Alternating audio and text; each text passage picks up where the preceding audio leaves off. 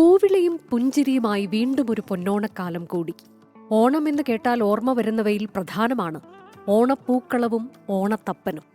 മധ്യകേരളത്തിൽ വീടുകളിൽ മണ്ണ് കുഴച്ചുണ്ടാക്കിയ സ്തൂപാകൃതിയിലുള്ള രൂപം പൂക്കളത്തിനൊപ്പം വയ്ക്കാറുണ്ട്. ഇത് ഓണത്തപ്പൻ എന്നാണ് സങ്കല്പം.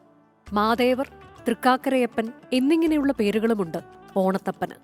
ഓണത്തിന് മാദേവരെ കൂടി വയ്ക്കുന്ന ചടങ്ങുണ്ട്. ഉത്രാട നാളിലാണ് മാദേവരെ വരവേൽക്കുന്നത്. ചിങ്ങമാസം പിറക്കുന്നതിന് മുൻപേ നിർമ്മാണം ആരംഭിക്കും. മണ്ണ് കുഴച്ച് രൂപമൊരുക്കി ചായം പൂശി.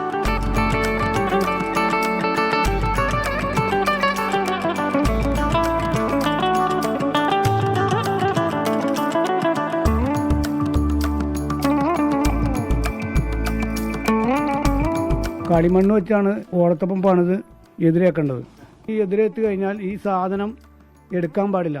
10 ദിവസം കഴിഞ്ഞാൽ എടുക്കരുത്. അവിടെ ഇരുന്ന് തന്നെ ദ്രവിച്ച് മണ്ണോട് അലിഞ്ഞു പോകണത്.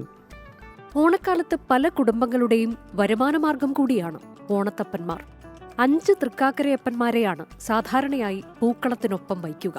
മുത്തശ്ശി, കുട്ടിപ്പട്ടർ, അമ്മി, ആട്ടുകല്ല് തുടങ്ങിയവയോടൊപ്പം മഹാബലിയെ പ്രതിഷ്ഠിക്കുന്നു.